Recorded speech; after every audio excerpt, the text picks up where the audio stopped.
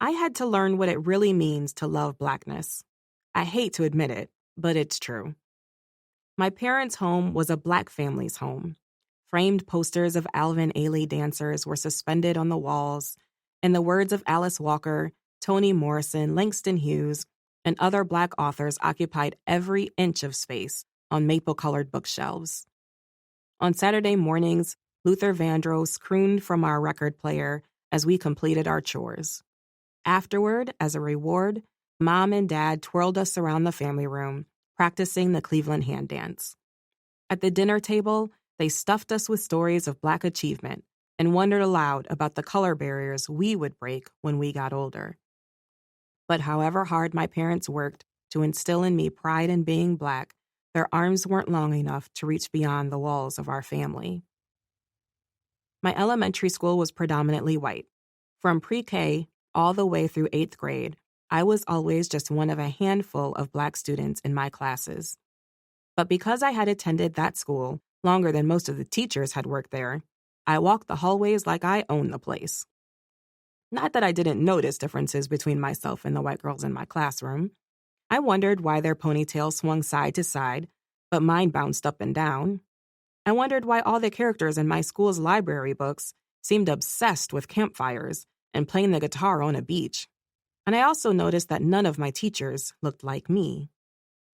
But rather than my race being the elephant in the room, it seemed instead to be my secret knowledge.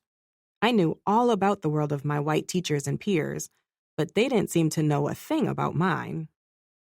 Teachers never referenced television shows my family wouldn't miss. A Different World, Sister Sister, or Moesha. Our school praised the music of Amy Grant, DC Talk, and Michael W. Smith, but never mentioned gospel artists like Babby Mason, Helen Baylor, Fred Hammond, and Kirk Franklin. Conversations that filled the air in my household never would have happened with my teachers.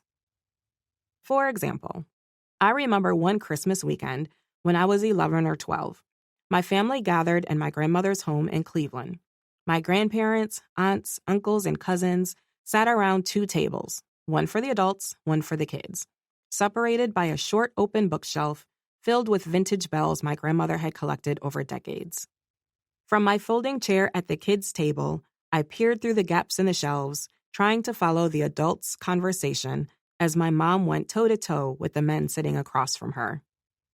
"I'm just not sure integration has actually helped Black Americans," she said. Her hands danced in front of her as she continued the impassioned monologue, her afro nodding in agreement. "Well, what was the alternative, Karen?" one of my uncles retorted. "Remaining in segregation?" Her eyes flashed. She knew she had them. "Of course not. I'm just saying that segregation didn't have to be followed with integration. Surely relegating us to the back of the bus could have stopped without us having to give up all the businesses that died because we started going to white folks. Think about all that we lost. The doctors' and dentists' offices, the grocery store owners and auto mechanics. I mean, could we have kept a great number of Black teachers if we had demanded equal funding for our schools rather than busing ourselves to theirs?" The debate continued, deep voices rising and falling, conceding and breaking away. Conversations like this were normal with this crew. But my white school was different. There, we weren't supposed to question history. We were expected to learn the names of Rosa Parks and Martin Luther King Jr., thank God that we could all share in an integrated classroom now, and move on to another lesson with hearts of gratitude. But we weren't always grateful to be with the white kids. I think I was in the 4th grade when it first happened. My classmates and I were lining up to leave for gym class, or perhaps art or music class.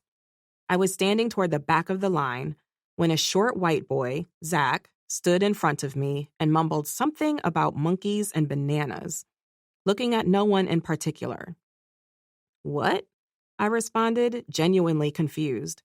I glanced at the bulletin boards around the room, searching for a good reason he would be talking about monkeys.